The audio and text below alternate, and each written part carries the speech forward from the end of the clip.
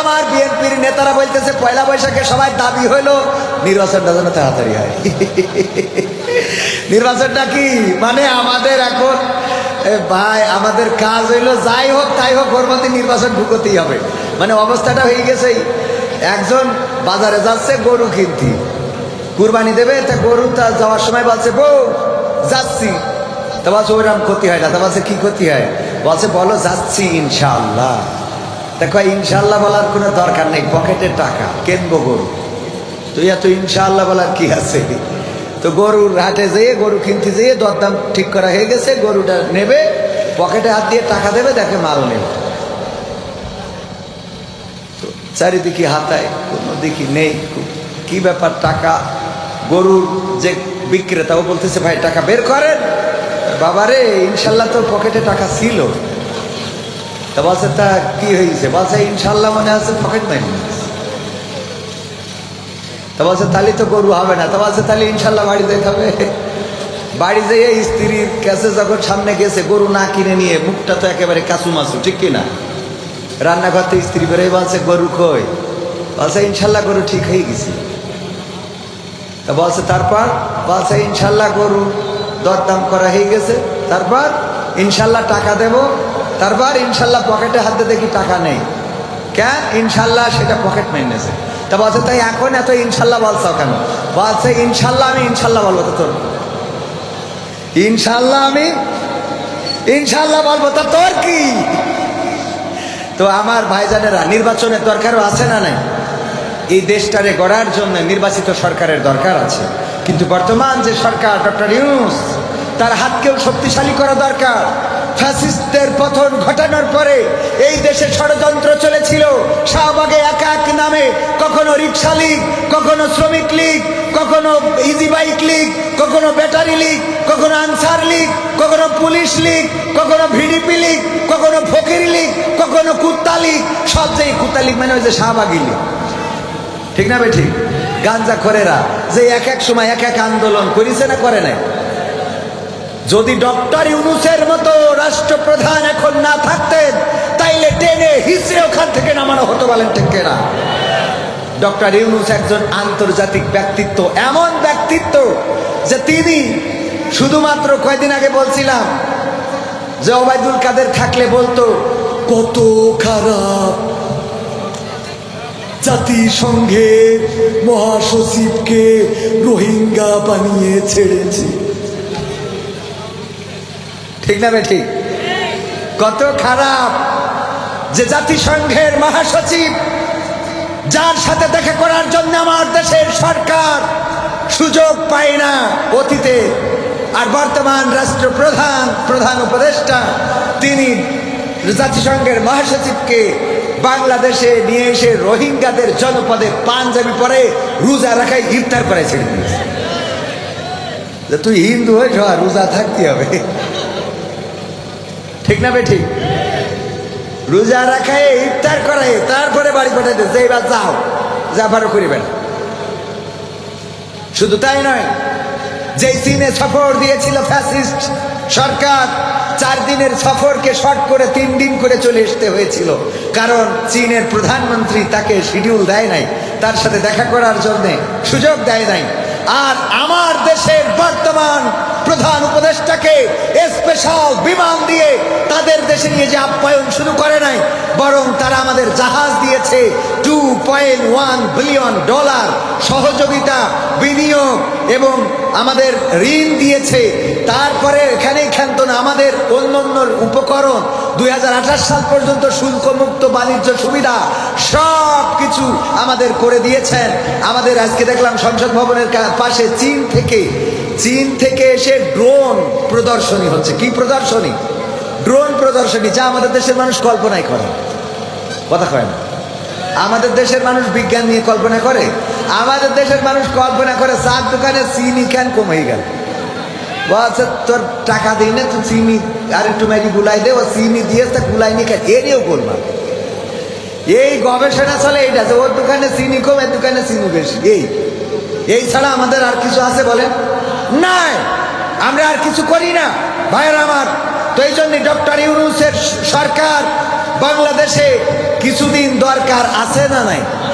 কিছু সংস্কার দরকার, কিছু উন্নয়ন দরকার।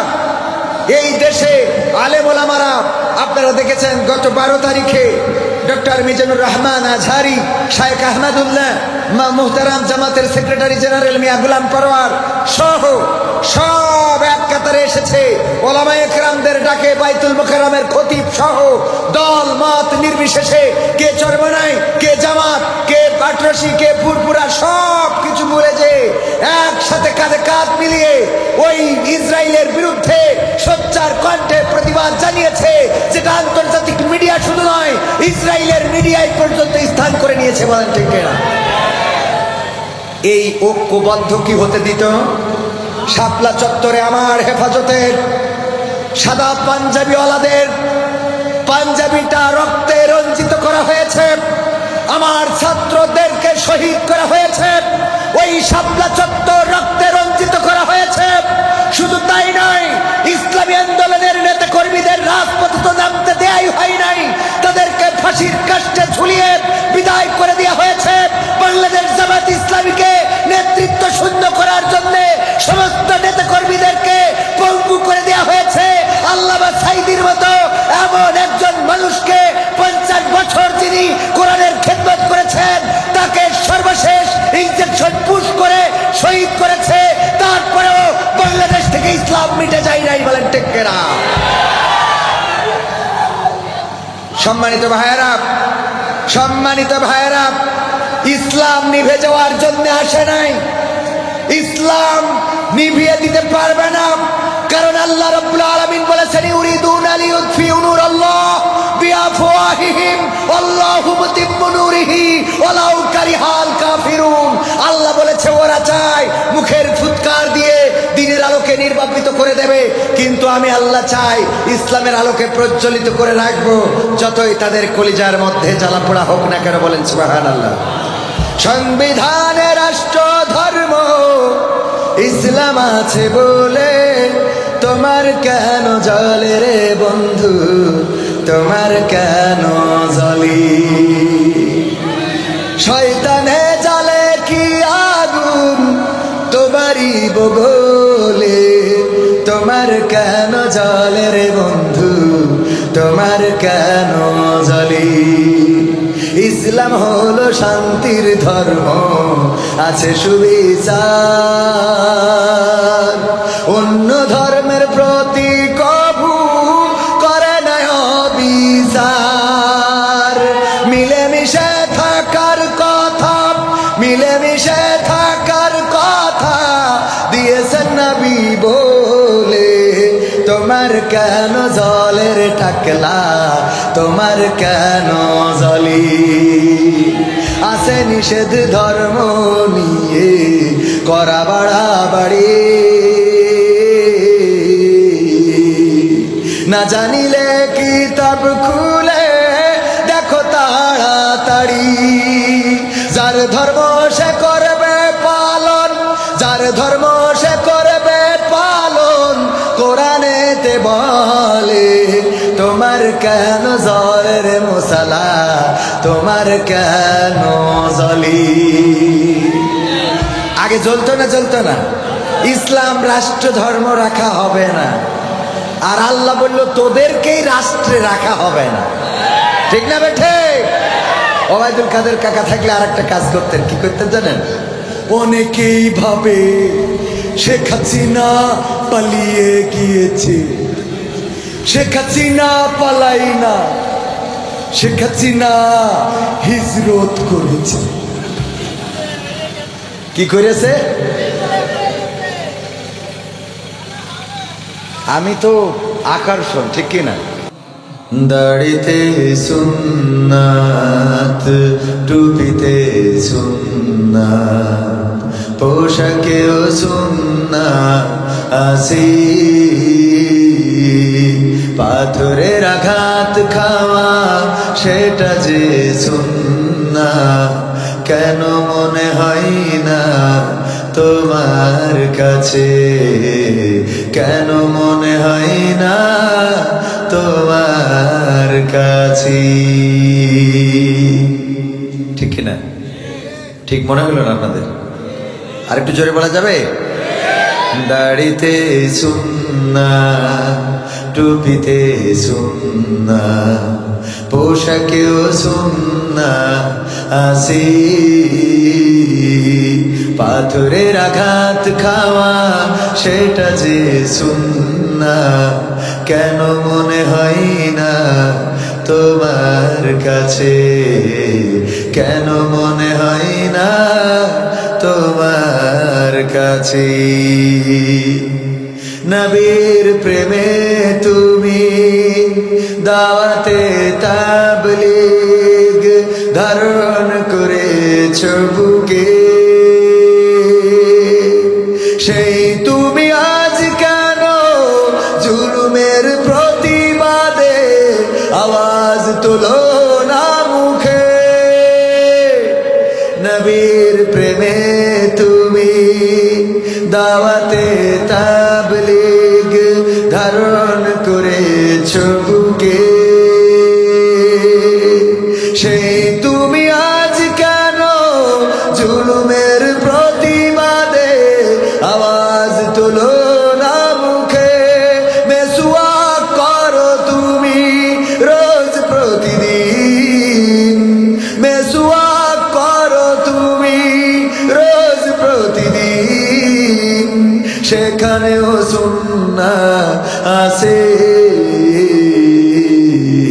পাথরের আঘাত খাওয়া, মাঝে মাঝে জেলে যাওয়া, সেটা যে সুন্নাহ, কেন মনে হয় না তোমার কাছে, কেন মনে হয় না তোমার কাছে?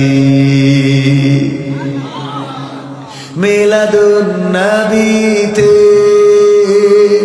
বড় সোচ্চার তুমি, নাকি দেখানো লোক? সেই তুমি জানলে না আমার রাসূল ছিলেন সফল রাষ্ট্রনায়ক। ঠিক না বেঠিক? আপনাদের কষ্ট হয়ে যাচ্ছে? আওয়াজ দেয়া যাবে ঠিক না বেঠিক?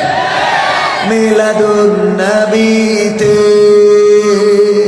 বড় সোচ্চার তুমি, নাকি দেখানো লোক? সেই তুমি জানলে না আমার রাসূল ছিলেন সফল রাষ্ট্রনায়ক। ওহুদের ময়দানে দাঁত ভাঙা ঘটনা, ওহুদের ময়দানে দাঁত ভাঙা ঘটনা, তোমার কিতাবে কি আছে? পাথরের আঘাত খাওয়া, মাঝে মাঝে রিমান্ডে যাওয়া, সেটা যে সুন্নাহ, কেন মনে হয় না তোমার কাছে, কেন মনে হয় না তোমার কাছে? মানে বাঘের তো মেজাজ খারাপ হয়ে গেছে, এই জন্য এই কথাটা বলেছে আর কি। ধরে নেন যে শালা তুই তো মানুষই না। কেন? বা গরু বলছে ভাই কে কি হয়েছে? কি হয়েছে মানে এই কাদার মধ্যে তুই দিলি লাভ। তুই যদি, আমি যদি তোরে ধরতাম তাইলে আমি খাতাম, এটা ঠিক, তুই মারা যাতিস, কিন্তু আমি তো বাঁচতাম। আর তুই যদি দৌড় দিয়ে পালাই যাতিস তাহলে তুইও বাঁচতিস, আমিও বাঁচতাম, দুজনে বেঁচে থাকতাম। কিন্তু আকামটা করলি কি, কাদার মধ্যে দিছিস লাভ। এমন কাদা, ওই যে ইঁদুর মারার জন্য যে আঠা দেখেন না বইয়ের মতো মেলায় রাখতে, মানে ওতে পড়লি ও ওতে আরো জড়ায়, তো এই কাদার মধ্যে দিছিস লাভ। এখন না তুইও বেড়াইতে পারবি, আমিও বেড়াইতে পারবো। তো গরু বলতে তো ভাই অসুবিধা কি? তো বাঘের মেজাজ আরো খারাপ হয়ে যাওয়ার কথা না। অসুবিধা কি মানে? বলছে কোনো অসুবিধাই কাজ নেই। আমার দুঃখ হইল যে এই বিপদের মধ্যে আমি যখন চিন্তায় আমার টেনশন বেড়ে যাচ্ছে, মানে চিন্তায় টেনশন বেড়ে যাচ্ছে আর কি, সেই সময় তুই জাবর কাটাচ্ছিস কই না আন্দাজ? এটা কথা। গরু বলছে বাঘ, ও গো বাঘ ভাই, তোমারে যদি আমি ওয়াজ করে শোনাই তাহলে বুঝতে পারবা কি ওয়াজ। ও গো বাঘ, তুমি থাকো বনে আর আমি থাকি কোথায়? আমি থাকি লোকালয়ে, আমি থাকি মানুষের মধ্যে, সমাজের মধ্যে। আমি একজন মানুষের গোলাম, আমি একজন মানুষের কাছে আমার মাথাটা নত করেছি। আমি সাইফুল ইসলামকে বলেছি, ইন্না সালাতি ওয়া নুসুকি ওয়া মাহইয়ায়া ওয়া মামাতি লিল্লাহি রাব্বিল আলামিন। আমি আমার মালিক সাইফুলকে বলেছি, ওগো সাইফুল ইসলাম, আমি আমার নাঙল টানা, আমি আমার গাড়ি টানা, আমি আমার জোয়াল টানা, আমি আমার বাসুই দিয়া, আমি আমার দুধ দিয়া, আমি আমার বাছুর দিয়া সব তোমার জন্য কুরবানি করে দিলাম। আয়াতের অর্থ বুঝেছেন তো? গরু কি বলিছে? আমার নাঙল টানা, আমার জোয়াল টানা, আমার গাড়ি টানা। তুমি যদি বলো ডাইনে তাহলে আমি ডাইনে যাব, তুমি যদি বলো বামে আমি বামে যাব। এমনকি আমার সাইফুল আমার মালিক, উনি যদি আমার জবাই দেওয়ার জন্য নিয়ে যেয়ে খুঁটির সাথে বেঁধে রাখে, একটা গরুরে যেখানে কুপাবে ওই জায়গায় আমার বাইতে রাখলো, আমি বসে জাবর কাটাবো। কথা কয় না? ওখানে বসে গরু জাবর কাটাই কিনা? কারণ ওর সন্তুষ্ট মানে মালিকের সন্তুষ্ট, মালিক সন্তুষ্ট মানে ও সন্তুষ্ট, ঠিক না বেটি? গরু নিবেদিত প্রাণ মালিকের কাছে সঁপে দিয়েছে, আত্মসমর্পণ করেছে। বলেছে ইন্না সলাতি ওয়া নুসুকি ওয়া মাহইয়ায়া ওয়া মামাতি লিল্লাহি রাব্বিল আলামিন। গরু বলিস আমার নাঙল টানা, জল টানা, গাড়ি টানা, এমনকি আমার যেদিন জবাই করি ভাগাই দিবা সব তোমার জন্য। এই জন্য গরুর টেনশন নেই। কেন টেনশন নেই? বলছো গো বাঘ ভাই, এই জন্য আমার মালিক সাইফুল ইসলাম উনি মাহফিলে গিয়েছে কবির বিন সামাদের সাথে। রাত্রে বাড়িতে এসে গোয়াল ঘরে টস মেরে যখন দেখবে আমি নাই, তখন কি করবেন? উনি চলে যাবেন, আসবেন আমার খোঁজার জন্য মাঠের মধ্যে লাইট মেরে, যখন 5 ব্যাটারির লাইট মেরে খুঁজবে, খুঁজতে খুঁজতে কাদার মধ্যে আমারেও দেখবে, তোমারেও দেখবে। দেখার পরে উনি ইউনিয়ন আমির, উনার সাথে বিএনপিরও সক্ষতা আছে, লাকি ভাইয়ের নেতৃত্বে আর উনার নেতৃত্বে মাহবুবুর রহমান সহ সব গড়ে এসে আমারে তুলে নিয়ে যাবে, আর তোমার এইখানে পিটাইয়ে কবর দিয়ে তারপরে বাড়ি যাবে। এইবার বলো আমি জাবর কাটাবো না তুমি কাটাবা? ঠিক না বেঠে? আমি জাবর কাটাবো এই জন্যই, কারণ আমি একজনের কাছে আমাকে সমর্পণ করে দিয়েছি, আমি আত্মসমর্পণ করেছি। যেমন আত্মসমর্পণ করেছিল ইব্রাহিম আলাইহিস সালাম, বলেছিল ইন্নী ওয়াজ্জাহতু ওয়াজহিয়া লিল্লাযী ফাতারাস সামাওয়াতি ওয়াল আরদ হানিফা ওয়া মা আনা মিনাল মুশরিকিন। ওগো আল্লাহ, আমি সমস্ত দিক থেকে আমার মুখটা তোমার দিকে ঘুরাই দিয়ে ঘোষণা করে দিলাম আমি কোন মুশরিকদের সাথে নেই। ইব্রাহিম আলাইহিস সালাম আত্মসমর্পণ করেছিলেন। এমন আত্মসমর্পণকারী হওয়ার দরকার আছে না নাই? আপনারা রাজি আছেন ইনশাআল্লাহ? আমি আলোচনা করতে চাই সূরা তাহার 55 নম্বর আয়াতে কারিমা তেলাওয়াত করেছি। সূরাটা মাক্কি সূরা, নাজিল হয়েছিল এমন সময় যেই সময় আল্লাহর নবী দ্বীনের দাওয়াত দিতে পারতেন না বলে ফরিয়াদ করেছিলেন, ওগো রব, তুমি যদি ইসলামের মধ্যে আবু জাহেল, আবু লাহাব, উতবা, সাইবা, মুগিরা, অথবা তুমি যদি ওমরের মতো একজন ব্যক্তিকে ইসলামের জন্য কবুল করে নিতে, তাইলে তোমার ইসলামের ভাগ মর্যাদা বেড়ে যেত। এই দোয়া যেই সময় আল্লাহর নবী করেছিলেন সেই সময় এই সূরাটা নাজিল হয়েছিল। সূরার নাম কি? সূরা তাহা। সূরার নাম কি? সূরা তাহা। এই সূরার 55 নম্বর আয়াত আমরা তেলাওয়াত করি, সবাই পড়েন। মিনহা খালাকনাকুম ওয়া ফিহা নুঈদুকুম ওয়া মিনহা নুখরিজুকুম তারাতান নুখরা। কোথায় পড়ি আমরা বলেন? আমরা যে কবরস্থানে পড়ি কোন কারণে পড়ি? কিসের কারণে? ওই কবরস্থানের ওই মানুষটার এই আয়াতটা ওখানে পড়তে হবে কেন? আমি এটা খোঁজার জন্য, আমার এক খালু মারা যাওয়ার পরে হঠাৎ চিন্তা হলো আমি একটু তাইলে খুঁজে দেখি যে এই আয়াতটা আসলে ওখানে কেন পড়া লাগবে। তো খুঁজে খুঁজে যা পাইছি আপনাদের বলতে চাই, শুনতে রাজি আছেন? শুনবেন ইনশাআল্লাহ? কারা কারা রাজি? দুটি হাত দেখতে চাই। লিল্লাহি তাকবীর। আল কোরআনের আলো, আল হাদিসের আলো, আমার নেতা তোমার নেতা, নারায়ে তাকবীর। সত্যি কি শুনতে চান? আমার বিএনপির নেতারা বলতেছে পয়লা বৈশাখে সবাই দাবি হইলো নির্বাচনটা যেন তাড়াতাড়ি হয়। নির্বাচনটা কি মানে আমাদের এখন ভাই আমাদের কাজ হইলো যাই হোক তাই হোক ওর মধ্যে নির্বাচন ঢুকতেই হবে। মানে অবস্থাটা হয়ে গেছে, একজন বাজারে যাচ্ছে গরু কিনতে, কুরবানি দেবে, তা গরু তা যাওয়ার সময় বলছে বউ যাচ্ছি, তা বলছে ওইরকম ক্ষতি হয় না। তা বলছে কি ক্ষতি হয়? বলছে বলো যাচ্ছি ইনশাআল্লাহ। দেখো ইনশাআল্লাহ বলার কোনো দরকার নেই, পকেটের টাকা কিনবো গরু, তো এত ইনশাআল্লাহ বলার কি আছে?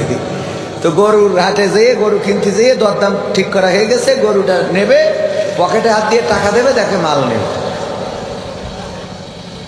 তো চারিদিকে হাতায়, কোনো দিকে নেই। কি ব্যাপার, টাকা? গরুর যে বিক্রেতা ও বলতেছে, ভাই টাকা বের করেন। বাবারে, ইনশাল্লাহ তোর পকেটে টাকা ছিল। তা বলছে, তা কি হয়েছে? বলছে ইনশাল্লাহ মনে আছে পকেট মারি। তা বলছে তাহলে তো গরু হবে না। তা বলছে তাহলে ইনশাল্লাহ বাড়ি যেতে হবে। বাড়ি যেয়ে স্ত্রীর কাছে যখন সামনে গেছে, গরু না কিনে নিয়ে, মুখটা তো একেবারে কাচুমাচু, ঠিক কিনা? রান্নাঘর থেকে স্ত্রী বেরোয় বলছে, গরু কই? বলছে ইনশাল্লাহ গরু ঠিক হয়ে গেছে। তা বলছে তারপর? বলছে ইনশাল্লাহ গরু দরদাম করা হয়ে গেছে, তারপর ইনশাল্লাহ টাকা দেব। তারপর ইনশাল্লাহ পকেটে হাতে দেখি টাকা নেই। কেন? ইনশাল্লাহ সেটা পকেট মেনেছে। তা বলছে তাই এখন এত ইনশাল্লাহ বলছো কেন? বলছে ইনশাল্লাহ আমি ইনশাল্লাহ বলবো। তো তোর ইনশাল্লাহ আমি ইনশাল্লাহ বলবো, তা তোর কি? তো আমার ভাইজানেরা, নির্বাচনের দরকারও আছে না নাই? এই দেশটারে গড়ার জন্য নির্বাচিত সরকারের দরকার আছে। কিন্তু বর্তমান যে সরকার, ডক্টর ইউনূস, তার হাতকেও শক্তিশালী করা দরকার। ফ্যাসিস্টদের পতন ঘটানোর পরে এই দেশে ষড়যন্ত্র চলেছিল। শাহবাগে এক এক নামে, কখনো রিক্সা লীগ, কখনো শ্রমিক লীগ, কখনো ইজি বাইক লীগ, কখনো ব্যাটারি লীগ, কখনো আনসার লীগ, কখনো পুলিশ লীগ, কখনো ভিডিপি লীগ, কখনো ফকির লীগ, কখনো কুত্তা লীগ। সব যে কুত্তা লীগ মানে ওই যে শাহবাগী লীগ, ঠিক না? ঠিক। গাঞ্জা খোরেরা যে এক এক সময় এক এক আন্দোলন করেছে না করে নাই? যদি ডক্টর ইউনূসের মতো রাষ্ট্রপ্রধান এখন না থাকতেন, তাইলে টেনে হিসে ওখান থেকে নামানো হতো, বলেন ঠিক না? ডক্টর ইউনূস একজন আন্তর্জাতিক ব্যক্তিত্ব, এমন ব্যক্তিত্ব যে তিনি শুধুমাত্র কয়েকদিন আগে বলছিলাম যে ওবায়দুল কাদের থাকলে বলতো কত খারাপ, জাতিসংঘের মহাসচিবকে রোহিঙ্গা বানিয়ে ছেড়েছে, ঠিক না? ঠিক। কত খারাপ যে জাতিসংঘের মহাসচিব, যার সাথে দেখা করার জন্য আমার দেশের সরকার সুযোগ পায় না অতীতে, আর বর্তমান রাষ্ট্রপ্রধান, প্রধান উপদেষ্টা, তিনি জাতিসংঘের মহাসচিবকে বাংলাদেশে নিয়ে এসে রোহিঙ্গাদের জনপদে পাঞ্জাবি পরে রোজা রাখায় ইফতার করে ছেড়ে দিয়েছে। তুই হিন্দু হয়ে রোজা থাকতে হবে, ঠিক না? ঠিক। রোজা রাখায় ইফতার করে, তারপরে বাড়ি পাঠাই দিয়েছে, এবার যাও, যাবারও করিবে না। শুধু তাই নয়, যেই চীনে সফর দিয়েছিল ফ্যাসিস্ট সরকার, 4 দিনের সফরকে শর্ট করে 3 দিন করে চলে আসতে হয়েছিল। কারণ চীনের প্রধানমন্ত্রী তাকে শিডিউল দেয় নাই, তার সাথে দেখা করার জন্য সুযোগ দেয় নাই। আর আমার দেশের বর্তমান প্রধান উপদেষ্টাকে স্পেশাল বিমান দিয়ে তাদের দেশে নিয়ে যে আপ্যায়ন শুরু করে নাই, বরং তারা আমাদের জাহাজ দিয়েছে $2.1 বিলিয়ন সহযোগিতা, বিনিয়োগ এবং আমাদের ঋণ দিয়েছে। তারপরে এখানেই ক্ষান্ত না, আমাদের অন্যান্য উপকরণ 2028 সাল পর্যন্ত শুল্কমুক্ত বাণিজ্য সুবিধা সব কিছু আমাদের করে দিয়েছেন। আমাদের আজকে দেখলাম সংসদ ভবনের পাশে চীন থেকে এসে ড্রোন প্রদর্শনী হচ্ছে। কি প্রদর্শনী? ড্রোন প্রদর্শনী, যা আমাদের দেশের মানুষ কল্পনাই করে। কথা কয় না? আমাদের দেশের মানুষ বিজ্ঞান নিয়ে কল্পনা করে? আমাদের দেশের মানুষ কল্পনা করে চার দোকানে চিনি কেন কম হয়ে গেল। বলছে তোর টাকা দিই না, তুই চিনি আর একটু ম্যাগি গুলাই দে, ও চিনি দিয়ে তা গুলাই নিয়ে খাই, এরিও করবা। এই গবেষণা চলে এইটা, যে ওর দোকানে চিনি কম, এর দোকানে চিনি বেশি। এই ছাড়া আমাদের আর কিছু আছে বলেন? নাই, আমরা আর কিছু করি না ভাইয়ের আমার। তো এই জন্য ডক্টর ইউনূসের সরকার বাংলাদেশে কিছুদিন দরকার আছে না নাই? কিছু সংস্কার দরকার, কিছু উন্নয়ন দরকার। এই দেশে আলেম ওলামারা, আপনারা দেখেছেন গত 12 তারিখে ডক্টর মিজানুর রহমান আজহারি, শায়েখ আহমদুল্লাহ, মুহতারাম জামাতের সেক্রেটারি জেনারেল মিয়া গোলাম পরওয়ার সহ সব এক কাতারে এসেছে। ওলামায়ে কেরামদের ডাকে বাইতুল মুকাররমের খতিব সহ দল মত নির্বিশেষে, কে চরমনাই, কে জামাত, কে পাটরশি, কে পুরপুরা, সব কিছু ভুলে যে একসাথে কাঁধে কাঁধ মিলিয়ে ওই ইসরায়েলের বিরুদ্ধে সোচ্চার কণ্ঠে প্রতিবাদ প্রতিবাদ জানিয়েছে, যেটা আন্তর্জাতিক মিডিয়া শুধু নয়, ইসরায়েলের মিডিয়ায় পর্যন্ত স্থান করে নিয়েছে। বলেন ঠিক কিনা? এই ঐক্যবদ্ধ কি হতে দিত? শাপলা চত্বরে আমার হেফাজতের সাদা পাঞ্জাবিওয়ালাদের পাঞ্জাবিটা রক্তে রঞ্জিত করা হয়েছে, আমার ছাত্রদেরকে শহীদ করা হয়েছে, ওই শাপলা চত্বর রক্তে রঞ্জিত করা হয়েছে। শুধু তাই নয়, ইসলামী আন্দোলনের নেতা কর্মীদের রাজপথে তো নামতে দেয়াই হয় নাই, তাদেরকে ফাঁসির কাস্টে ঝুলিয়ে বিদায় করে দেওয়া হয়েছে। বাংলাদেশ জামাত ইসলামীকে নেতৃত্ব শূন্য করার জন্য সমস্ত নেতা কর্মীদেরকে পঙ্গু করে দেওয়া হয়েছে। আল্লামা সাঈদীর মতো এমন একজন মানুষকে 50 বছর যিনি কোরআনের খেদমত করেছেন, তাকে সর্বশেষ ইনজেকশন পুশ করে শহীদ করেছে। তারপরেও বাংলাদেশ থেকে ইসলাম মিটে যায় নাই। বলেন ঠিক কিনা? সম্মানিত ভাইয়েরা, সম্মানিত ভাইয়েরা, ইসলাম নিভে যাওয়ার জন্য আসে নাই, ইসলাম নিভিয়ে দিতে পারবে না। কারণ আল্লাহ রাব্বুল আলামিন বলেছেন, ইউরিদুনা লিইউতফিউ নূরাল্লাহ বিআফওয়াহিহিম আল্লাহু মুতিম্মু নূরিহি ওয়ালাউ কারিহাল কাফিরুন। আল্লাহ বলেছে ওরা চায় মুখের ফুৎকার দিয়ে দ্বীনের আলোকে নির্বাপিত করে দেবে, কিন্তু আমি আল্লাহ চাই ইসলামের আলোকে প্রজ্বলিত করে রাখবো, যতই তাদের কলিজার মধ্যে জ্বালা পোড়া হোক না কেন। বলেন সুবহানাল্লাহ। সংবিধানে রাষ্ট্র ধর্ম ইসলাম আছে বলে তোমার কেন জ্বলে রে বন্ধু, তোমার কেন জ্বলি? শয়তানে জ্বালে কি আগুন তোমারই বগলে, তোমার কেন জ্বলে রে বন্ধু, তোমার কেন জ্বলি? ইসলাম হলো শান্তির ধর্ম, আছে সুবিচার, অন্য ধর্মের প্রতি কভু করে না অবিচার। মিলেমিশে থাকার কথা, মিলেমিশে থাকার কথা দিয়েছেন নবী বলে, তোমার কেন জলের টাকলা, তোমার কেন জলি? আছে নিষেধ ধর্ম নিয়ে করা বাড়াবাড়ি, না জানিলে কিতাব খুলে দেখো তাড়াতাড়ি। যার ধর্ম সে করবে পালন, যার ধর্ম সে করবে পালন, কোরআনেতে বলে তোমার কেন জ্বলের মশালা, তোমার কেন জ্বলি? আগে জ্বলতো না, জ্বলতো না। ইসলাম রাষ্ট্র ধর্ম রাখা হবে না, আর আল্লাহ বলল তোদেরকেই রাষ্ট্রে রাখা হবে না। ঠিক না বেঠে? ওবায়দুল কাদের কাকা থাকলে আর একটা কাজ করতেন। কি করতেন জানেন? অনেকেই ভাবে শেখ হাসিনা পালিয়ে গিয়েছে, শেখ হাসিনা পালাই না, শেখ হাসিনা হিজরত করেছে। কি করেছে? আমি তো আকর্ষণ, ঠিক কিনা লেগেছে।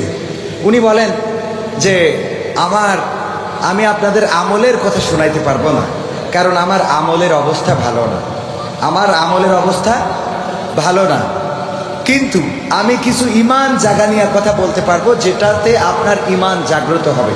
আমার কথা না, কার কথা? মামুনুল হকের কথা। আমার কথা ওর থেকে আর এক লাইন বেশি। সেটা হলো, মানে আমি আমলের কথাও বলতে পারবো না, এলেমের কথাও বলতে পারবো না, কারণ আমার আমলেও ঘাটতি আর এলেমে তো বাকি পড়ে গেছে। বিষয়টা বলতে পারিছেন? কিন্তু আমি কিছু আকর্ষণের কথা বলতে পারবো, যেটা হয়তো আমার যুবকদের ভালো লাগতে পারে, আমার তরুণদের, কিশোরদের। ওরা এই যে ওই বাইরের দাঁড়ায় আছে, এখানে দাঁড়ায় আছে, দেখেন ওরা বসবে না, দাঁড়ায় থাকবে, ওদের ভালো লাগছে, ওরা এখান থেকে যাবেও না। অনেকেই আছে আমার যুবকেরা খুব ভালোবাসে, কলিজা দিয়ে ভালোবাসে, আর আমিও যুবকদেরকে মহব্বত করি। যুবকদেরকে মহব্বত করতেন রাসূল সাল্লাল্লাহু আলাইহি সাল্লাম, জানেন কি না?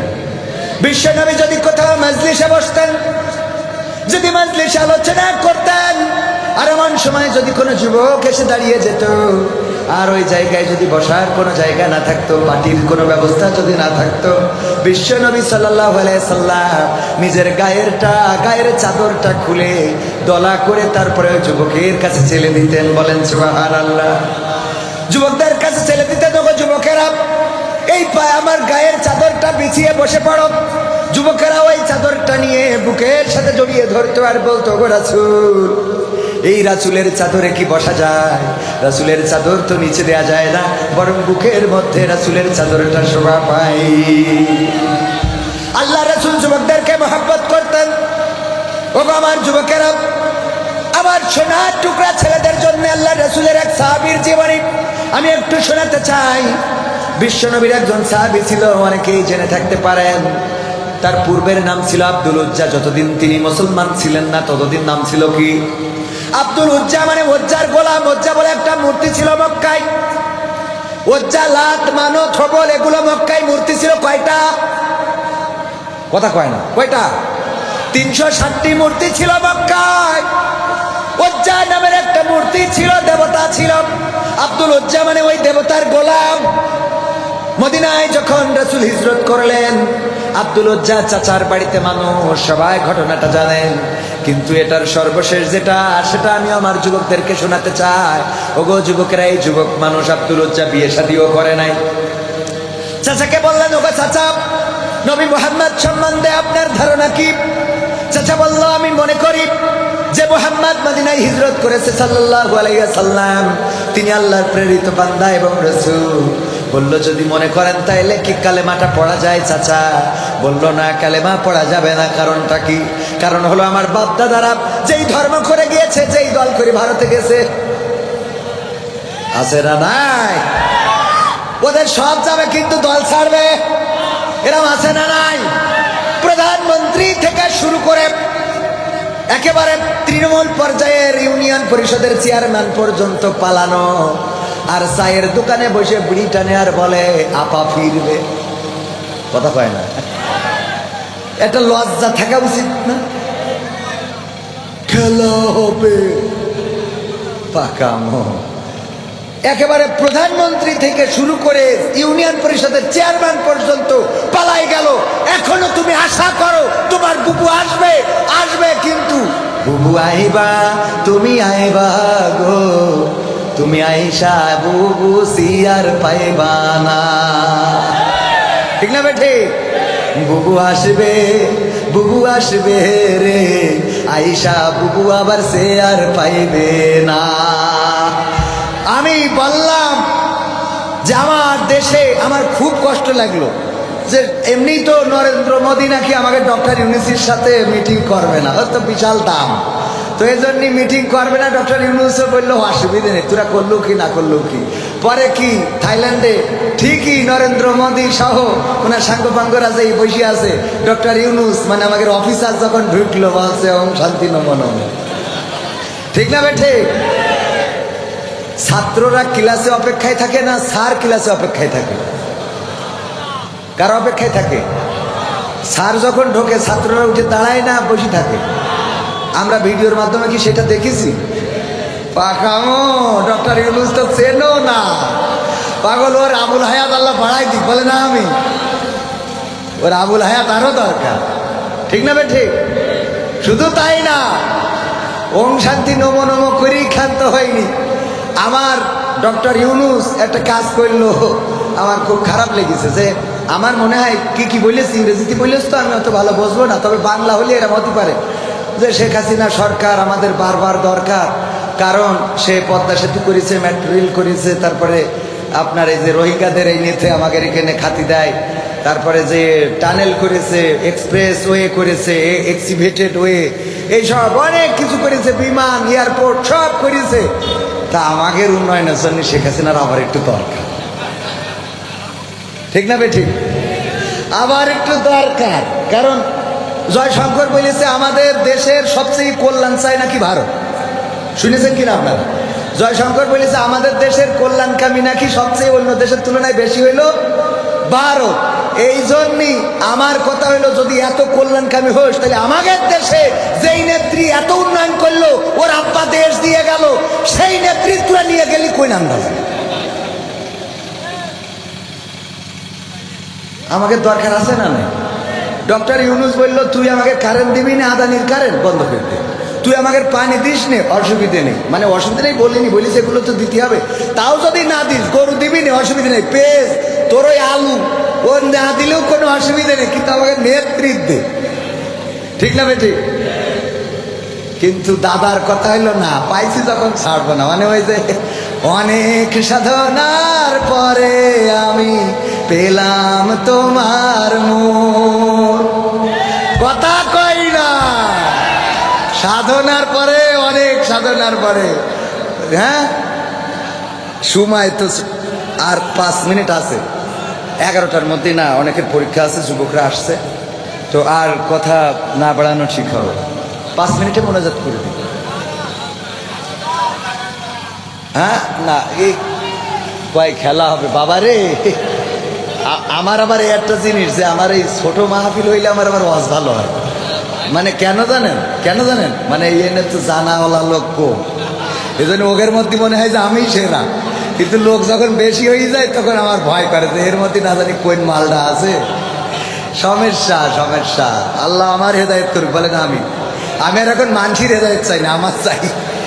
যাই হোক, কথা কত বলবো, কত গান তো মনে চাই বলতে। মা বোনেরাও আছে পর্দার অন্তরালে, হ্যাঁ, ওনারাও তো শুনতে চায়। আর সামনে পুরুষ থাকার কারণে মা বোনীদের ওয়াজ তেমন করাই হয় না। আবার মা বোনীদের ওয়াজ করবো কি? আজকে পয়লা বৈশাখে আমার কোনো পুরুষই দেখলাম না যে সেরকম সাজুগুজু করিয়ে লিপস্টিক দিয়ে টিপ পরে ঘুরে বেড়াচ্ছে। কিন্তু মা বোনীদের জন্য মোট মনে হইলো যে বৈশাখ মাস না আসলেই ভালো হইতো। ঠিক না বে ঠিক? সাজুগুজু আছে না নাই? আরে বাবা, আছে মানে কি? লিপস্টিক মাইরি আবার এমনি তার কাটার বেড়া, কালো করি আবার এমনি তার কাটার বেড়া দেখে যে এইটা হইল সীমানা বর্ডার, এনতে বেনা বলে শুরু। আরে বাবা, মেকআপ করেছে তো করেছে, এমন করা করেছে যে চামড়া ফরিয়াদ করে, আল্লাহ আমার অপরাধটা। আমার তো একটা মান সম্মান আছে, আমার তুমি আল্লাহ কালো বানাইছাও, তাই বলে এত ঢাকবে? কথা কয় না। ওর একটা মান সম্মান আছে না? চামড়া ঢেকিস তো ঢেকিছে, আবার এনে সুন্দর করে এটা লাল মেরি থই। হ্যাঁ হ্যাঁ, দেখি। আর বাবা, যুবকরা দেখি মনে করে এইটা ছাড়া আর কোনো রাস্তা নাই। তারপরে এইবার বিয়ে করে এই নে পাশের রাতে ঘুমটা খুলি, কয় আমার জীবনের অনেক সাধনা ছিল, আমি সেটা পেয়েছি। আর সকালে কি বলে বলবো? সকালে ওদের ঘটে এরকম, এই যে একজন বিয়ে করার পরে একটা আইফোনের 16 প্রো ম্যাক্স বক্স নিয়ে গেছে আমাদের জিকরকাছা বিউটি পার্লারের মালিককে দেওয়ার জন্য। বলছে, আমার এটা কিসের জন্য নিয়ে আসছেন? বিউটি পার্লারের মালিক বলতেছে, কয় আপনি গতকাল নার্গিস বেগম নামের একটা মেয়ে সাজিয়ে দিলেন। হ্যাঁ, বলে ওইটা আমার ওয়াইফ। আপনার ওয়াইফ? তো আপনি এটাতে, এটা আপনাকে গিফট করলাম, আইফোন 16 প্রো ম্যাক্স। তো ও তো আনন্দে, এত দামি জিনিস তো জীবনে কোথায়, প্রায় 2 লাখ টাকা দাম, খুব খুশি। পরে গিফট বক্স খুলি দেখে কি এর আইফোন 16 প্রো ম্যাক্স, ওর মধ্যে রয়েছে নোকিয়া 1100 গাডার মারা। শুধু গাডার মারা না, আবার ওই গাডারের নিচ দিয়ে এরকম একটা সিরকুট লিখে মেরি দিয়েছে যে এখন কেমন লাগে। এখন কারণ গতকাল রাত্রে তুমি যেই মালটারে সাজাই আমারে দিছিলা, ওইটা তো বাসর রাতে ঘুমটা তুলি দেখি যে পরিমণির খেলায় তবু। সকালে গোসলের পরে তো দেখি যে নোকে 1100 বাটন দুটো খাওয়া, গাডার মারা, বাটনেও কাজ করছে না।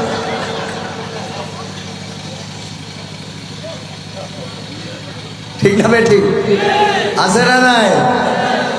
এরপরে একটা গান গাই, ওটা মনে পড়ছে না কি যেন, আমার ক্যামেরাম্যানটা বলতে পারবে যে আমি মরি না কেন, আমি পারি না আর পারি না, আমি কেন মরি না, আজরাইল কি চিনে না আমারে গো, আমি পারি না আর পারি না, হয়তো 2 দিন পরে মরবো, আগে মরলে কি ক্ষতি, ওরে এই দুনিয়ার রং তামাশা বুঝলাম না রে একরতি, ও আমার ঘরের রমণী সে যে কাল নাগিনি, জিকরকাছার বিউটি পার্লার আমার বাজাইলো 12টায়, আমি পারি না আর পারি না।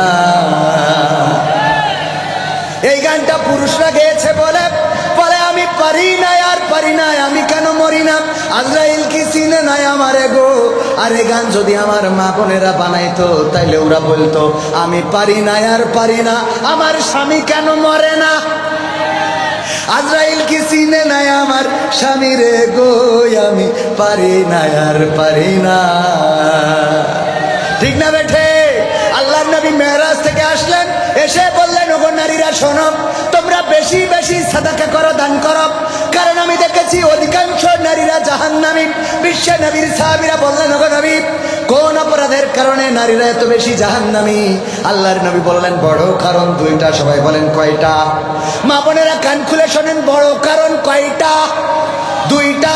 এটা পুরুষদেরও জানার দরকার, অবিবাহিত যারা তাদেরও জানার দরকার। এইগুলো জানার পরে যারা বিয়ে করবা তারা পুশ করবা, তবে আবার ডার্লিং রে বইল না যে শোনো দুইটা বড় কারণ আছে, এখন শিখাইও না, হ্যাঁ, বিয়ের পরে। তুমি যার লাগে এমবি ভরো তার তো বাটন ফোন, ওরে কেমন করে বুঝবে রে সে, কেমন করে বুঝবে গো সে ডিজিটাল তোর মন। তুমি যার লাগিয়া, তুমি যার লাগিয়া এমবি ভরো তার তো বাটন ফোন। মেসেজ দিলে সিন করে না, দেয় না তো রিপ্লাই, ভিডিও কলে বলবা কথা, ক্যামেরা তার নাই রে, ক্যামেরা তার নাই। ওরে ডিজিটাল এই যুগ জামানাই, ডিজিটাল এই যুগ জামানাই, অ্যানালগ তার মন। তুমি যার লাগিয়া, তুমি যার লাগিয়া এমবি ভরো তার তো বাটন ফোন। প্রেম প্রীতি ভালোবাসা বিয়ের আগে নয়, ঠিক না বেঠে? প্রেম প্রীতি ভালোবাসা বিয়ের আগে নয়। মনের মধ্যে রাখো যুবক আল্লাহ তাআলার ভয় রে, পরকালের ভয়। ওরে তবেই তুমি মুক্তি পাবা, তবেই তুমি মুক্তি পাবা দোজখের আগুন। তুমি যার লাগিয়া, তুমি যার লাগিয়া এমবি ভরো তার তো বাটন ফোন। মেসেজ আছে না নাই? ওগো আমার যুবকেরা, পহেলা বৈশাখ যারা পালন করেছে, উল্লুক ভাল্লুক ঘোড়া, তারপরে বানর হনুমান, এইগুলো নিয়ে যারা মিছিল করে বেড়ায়, ওটাতে কোনো ফায়দা নাই। আজকে পয়লা বৈশাখকে কেন্দ্র করে এই তাফসিরুল কোরআন মাহফিল যারা এসেছেন, যারা শুনছেন, যারা বসেছেন, আমল নামায় সওয়াব লিখে দিচ্ছেন কে? শুধু সওয়াব লিখে দিচ্ছেনই না, আল্লাহ পরকালের ময়দানে কিতাবটা ধরিয়ে দিয়ে বলবেন ইকরা কিতাবাকা কাফা বিনাফসিকা আল-ইয়াওমা আলাইকা হাসিবা। পড়ো তোমার কিতাব, পড়ে তুমি তোমার হিসাব করে দাও। নিজের হিসাব করার জন্য নিজেই যথেষ্ট। আমি বলি প্রতিটা পাতা উল্টাতে উল্টাতে দেখবেন এখানে গুনায় ভরা, প্রতিটা পাতায় গুনায় ভরা। কত চায়ের দোকানে বসে আড্ডা দিয়েছেন, সিনেমা হলে গিয়েছেন, মনিহারে এবার বরবাদ দেখে জীবনটারে বরবাদ করেছেন, এমন আছে না নাই? বরবাদ দেখে, তারপরে আরো যা আছে, ইউটিউব দেখে, ফেসবুক দেখে, ফ্রি ফায়ার খেলে, পাবজি খেলে, ট্রেন রোডে যে টিকটক করে, এমনি ভাবে করে করে করে করে আমলের খাতাগুলো সব বদ আমল দিয়ে ভরা। আজকের এই মাহফিলে যারা এসেছেন, এই মাহফিলটা এই কিতাবের মধ্যে থাকবে না? থাকবে না? এটাও থাকবে, কারণ আমার আল্লাহ বলেছেন ফামাইয়ামাল মিসকালা যাররাতিন খায়রান ইয়ারা ওয়া মাইয়ামাল মিসকালা যাররাতিন শাররান ইয়ারা। আল্লাহ বলেছেন যারা পরিমাণ ভালো কাজ যদি কেউ করে সেটাও দেখাবেন কে? আল্লাহ দেখাবেন। আর যদি যারা পরিমাণ খারাপ কাজ কেউ করে সেটাও আল্লাহ দেখাবেন। আজকের এই মাহফিলে যারা এসেছেন, আজকের তারিখটা কত? 14 এপ্রিল 2025। এই সালের এই তারিখটা যখন আমলের খাতায় দেখা যাবে, বলবেন আল্লাহ দেখো তোমার কোরআনের বয়ান শুনেছিলাম, তুমি তো বলেছো ওয়াইযা কুরিয়াল কুরআনু ফাসতামিউ লাহু ওয়া আনসিতু লাআল্লাকুম তুরহামুন।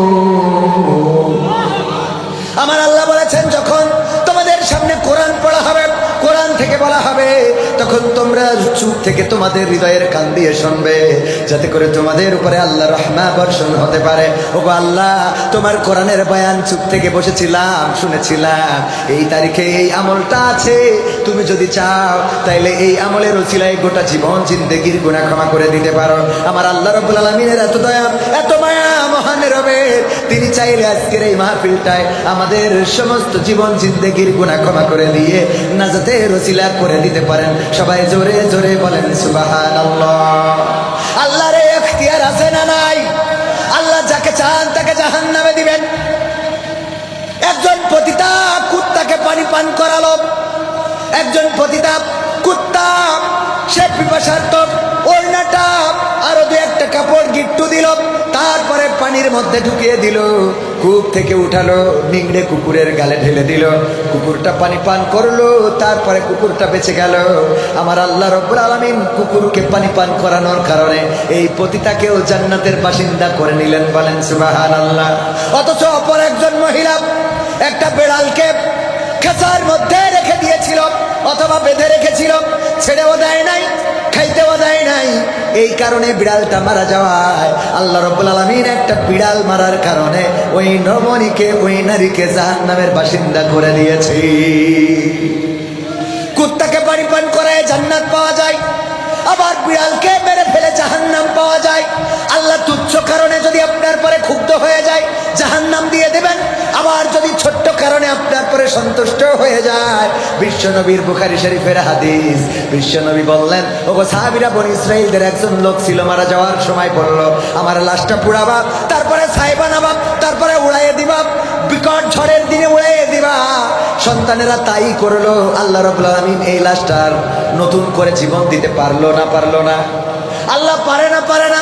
আল্লাহ বললেন কুন ফায়াকুন, হয়ে গেল। আল্লাহ বলল হও, হয়ে গেল। যখনই হয়ে গেল আল্লাহ বললেন, ওগো বান্দা, তুমি কেন তোমার সন্তানদের এমন ওসিয়ত করেছিলে যে তুমি মারা যাওয়ার পরে লাশটা পোড়াবে, তারপরে ছাই বানাবে, তারপরে উড়াইয়ে দেবে? কোন কারণে তুমি এমন ওসিয়ত করেছিলে? আল্লাহর নবী বললেন, ওগো আমার সাহাবীরা শোনো, বনী ইসরাইলদের ওই ব্যক্তি বলল, ওগো আল্লাহ, আমি সারাটা জীবন গুনাহ করেছি, অপরাধ করেছি, জেনা করেছি, ব্যভিচার করেছি, তোমার হুকুম আহকাম তরক করেছি। ওগো রব, আমি জানি তুমি আমারে ধরবা আর শাস্তি দিবা, শুধুমাত্র তোমার কাছে ধরা খাওয়ার ভয়ে আমি বলেছিলাম আমার সন্তানদের যেন লাশটা পুড়াইয়ে ছাই বানায় উড়াইয়ে দেয়, যাতে তুমি আমারে ধরে শাস্তি না দিতে পারো। তোমার ভয়ে আমি এই কাজটা করেছিলাম। আমার আল্লাহ রাব্বুল আলামিন বললেন, ওগো আমার বান্দা, শুনে নাও, তোমার মনের মধ্যে আমার কাছে ধরা খাওয়ার ভয় থাকার কারণে তোমার গোটা জিন্দেগির গুনাহ আমি ক্ষমা করে দিয়ে জান্নাতি করে দিলাম। আল্লাহর ইখতিয়ার আছে না নাই? তিনি কাউকে কৈফিয়ত দেন না, তিনি কাউকে জন্ম দেননি এবং তাকেও কেউ জন্ম দেয়নি। তার উপরে কেউ নেই, তার স্রষ্টা বলে কেউ নেই। তিনি এক এবং তিনি একক। তিনি কাউকে জবাব দেন না, তিনি ঘুমান না, তিনি খান না, তিনি আমাদের অভিভাবক। তিনি যাকে চান তাকে ফকির বানান, যাকে চান তাকে আমির বানান।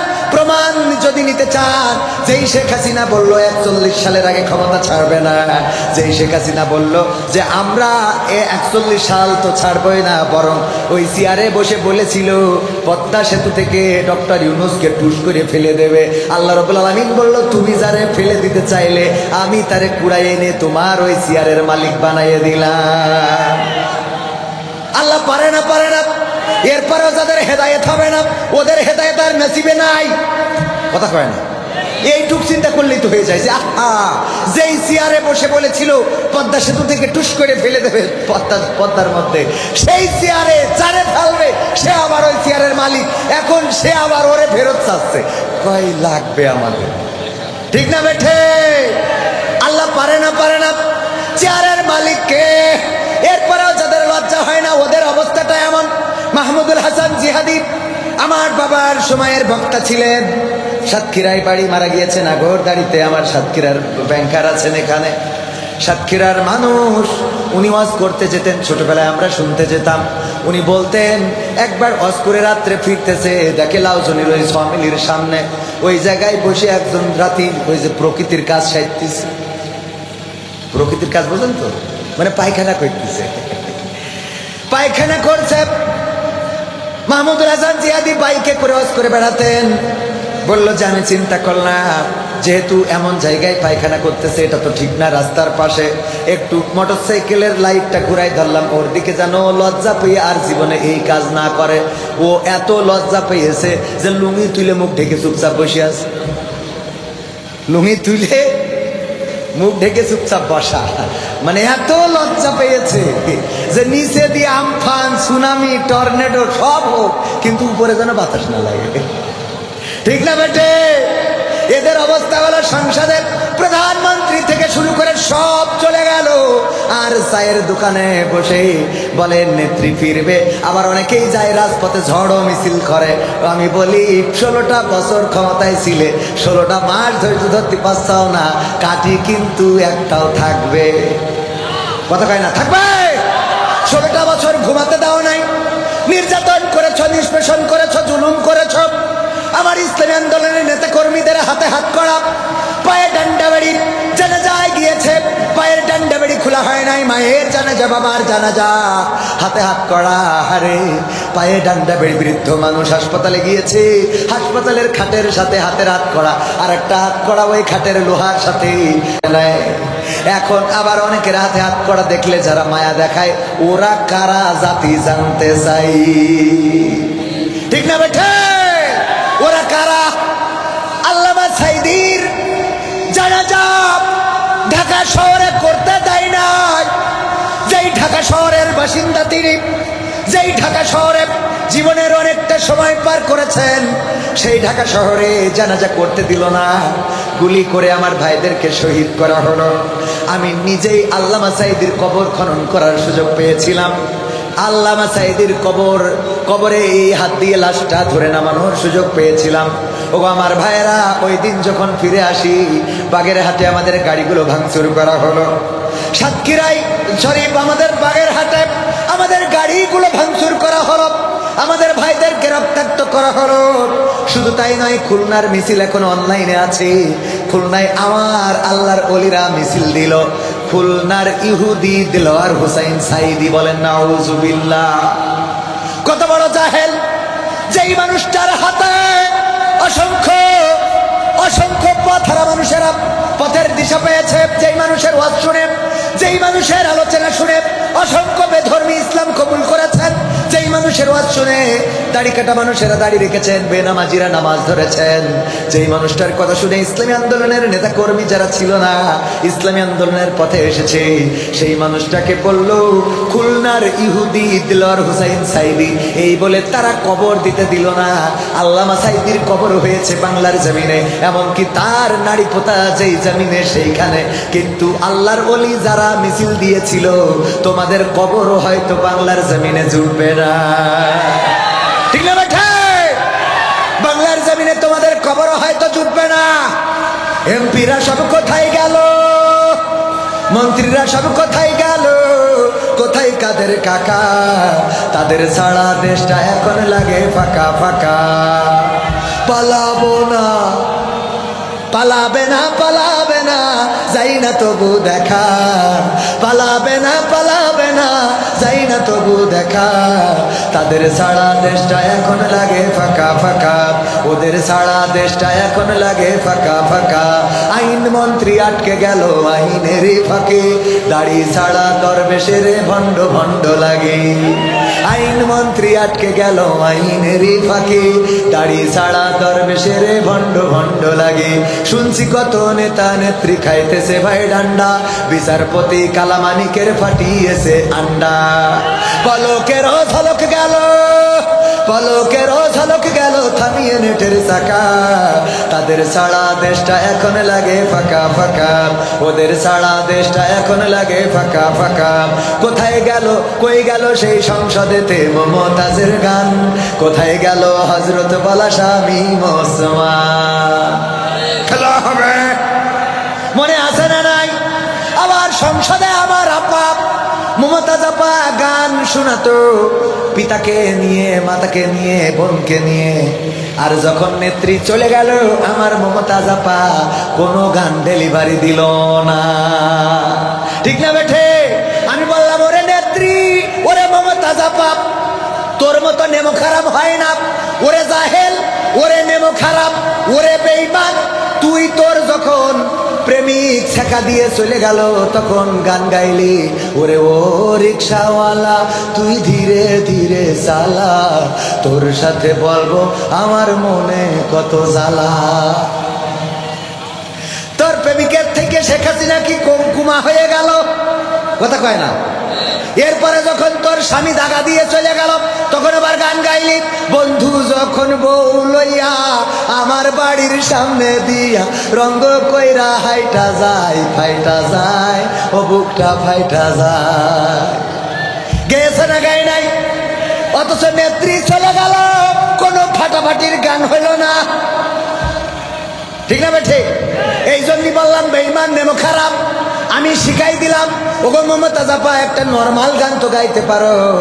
আমার সোনার ময়না পাখি কোন বা দোষে দাদার কাছে গো,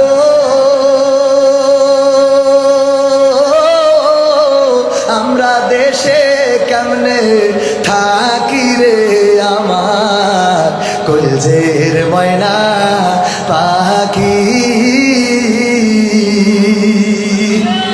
ও আমার দরদি আগে জানলে তোর ভাঙা নৌকায় চড়তাম না, ভাঙা নৌকায় চড়তাম না, আর এই বিপদে পড়তাম না। ভাঙা নৌকায় চড়তাম না, আর এই বিপদে পড়তাম না। ওরে বর্ডারেতে খাইলাম ধরা, বিসিটাও তো পাইলাম না। আগে জানলে তোর ভাঙা নৌকায় চড়তাম না। কই গেল সেই সংসদেতে মমতাজের গান, কোথায় গেল হযরত বলা শামীম ওসমান? ইনু মেনন্দীপু মনি আছে কারাগারে, বাপ করিলেও পাপ কখনো ছাড়ে কি আর তারে। কোথায় গেল স্পিকারের দৃষ্টি আঁকা বাঁকা? ওদের ছাড়া দেশটা এখন লাগে ফাঁকা ফাঁকা, তাদের ছাড়া দেশটা এখন লাগে ফাঁকা ফাঁকা। কোথায় গেল আরাফাত আর ব্যারিস্টার সুমন? কথা বলার সময় তারা করেনি ওজন। ওর বেচ্ছি টেকা দিব, তোমরা খালি খাইলিবা। ঠিক না বেটে? ছাত্রলীগের গায়ে কোট পড়লে তারার কোনো ভয় থাকে না। তারার কি থাকে না? মৃত্যু ভয় পালিয়ে যায়। মৃত্যু ভয় পালাই যায়, তোরা পালালি। কই গেল সেই সংসদেতে মমতাজের গান? কোথায় গেল হযরত বলা শামীম ওসমান? ইনু মেনন্দীপু মনি? কই গেল সেই আরাফাত আর ব্যারিস্টার সুমন? কথা বলার সময় তারা করেনি ওজন। মুরগি কবির খাইছে ধরা, জাফর কোথায় আছে? গোপনে কি সেও গেল মোদি দাদুর কাছে? কোথায় গেল সালামের কাড়ি কাড়ি টাকা? তাদের ছাড়া দেশটা এখন লাগে ফাঁকা। লাগে না? কেন লাগে? কারণ আগে যখন আমরা বেগুনি পাইতাম না, বেগুনের দাম বেড়ে গেল। সুন্দর করে নেত্রী শিখাই দিল যে তোমরা কুমড়ো দিয়ে বেগুনি বানাও। কুমড়ো দিয়ে কি বানাও? কুমড়ানি না বানায় কি বানাইতে কইছে? বেগুনি। তারপরে আবার যখন কাঁচামরিচের সংকট দেখা দিল,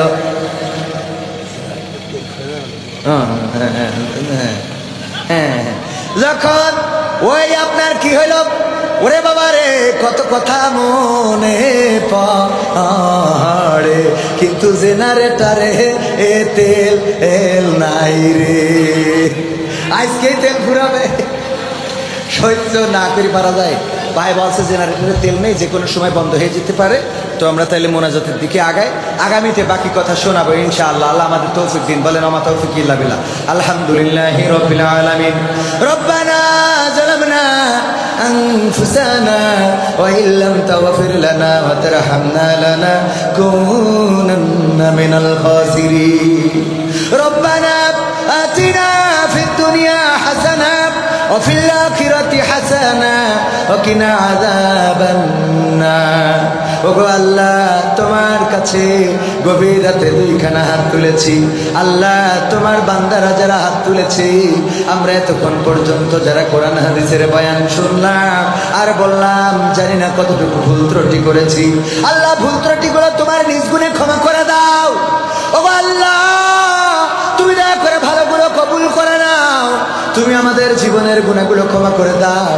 আল্লাহ, জানি না এই জীবনে কত গুনাহ করেছি।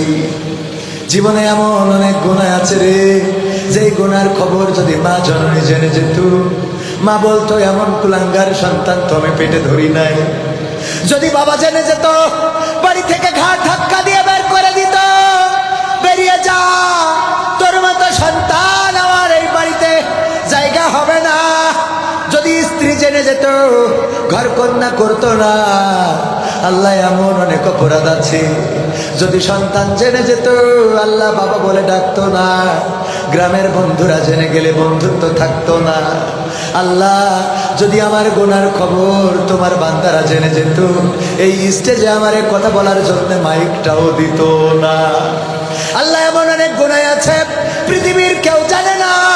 রাতের অন্ধকারে করেছি, দিনের আলোতে করেছি, জঙ্গলে করেছি, ফাঁকা প্রান্তরে করেছি। আল্লাহ ছাদের নিচে ছাদের উপরে করেছি।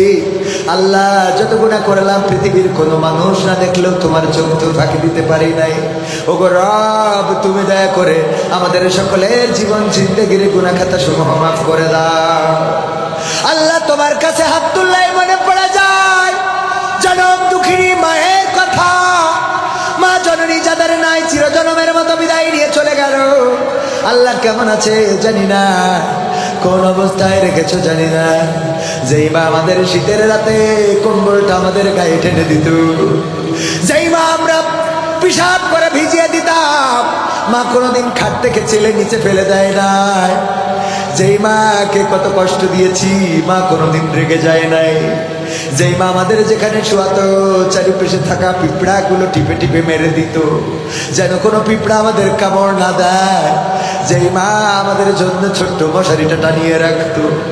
আল্লাহ ওই মা যাদের নাই চলে গেল, গভীর রাতে বাড়িতে ফিরলে আর মা ডাক দেয় না, খোকা এত রাত পর্যন্ত কোথায় ছিলি রে বাবা।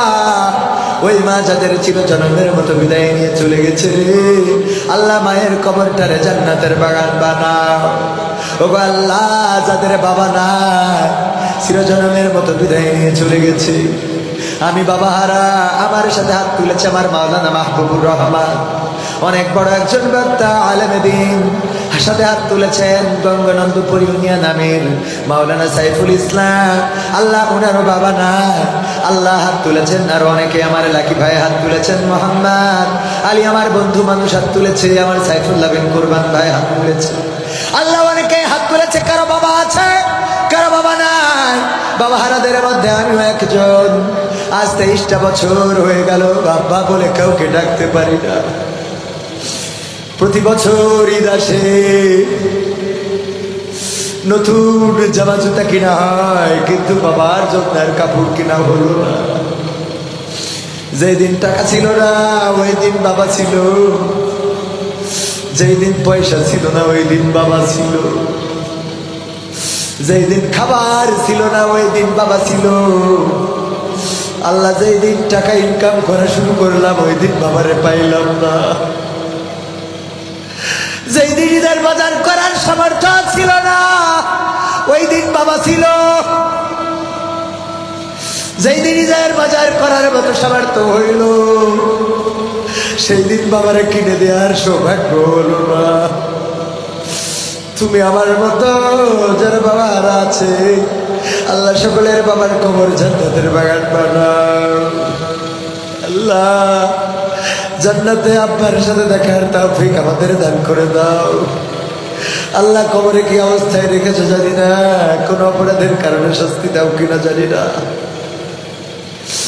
আল্লাহ সন্তানকে মানুষ করতে গিয়ে কত কষ্ট করা লাগে, কত নাফরমানি তোমার করা লাগে। আল্লাহ আমাদের মানুষ করতে যে হয়তো আমাদের বাবারাও তোমার নাফরমানি করেছে, হয়তো তোমার হুকুম আহকাম তরক করে ফেলেছে। আল্লাহ তুমি আমরা সন্তান হয়ে দোয়া করি ক্ষমা করে দাও, ক্ষমা করে দাও। কবরটারে রিয়াজুল জান্নাত বানিয়ে দাও, পরকালে আসলে হাজরের ময়দানে আল্লাহ আমলনামাটা ডানে হাতে দিও, মিজানের পাল্লাটা ভারী করে দিও, ফুলসিরাতটা পার করে দিও, জান্নাতে একসাথে বসবাসের তৌফিক দিয়ে দাও। ওগো আল্লাহ আমার সাথে হাত তুলেছেন কত মা বোন, আল্লাহ তুমি দয়া করে মা বোনদেরকে কবুল করে নাও, নেখায়াত দিয়ে দাও। আল্লাহ অসুস্থ থাকলে সুস্থতা দান করে দাও। ওগো আল্লাহ নিঃসন্তানীকে সন্তান দান করে দাও। আল্লাহ সংসারে অশান্তি যাদের আছে দাম্পত্য জীবনে সুখ দিয়ে দাও। আল্লাহ আজিজুল ইসলাম ভাই ও কতিপয় যুবকেরা অনেক কষ্ট করে দোয়া মাহফিলের আয়োজন করেছে।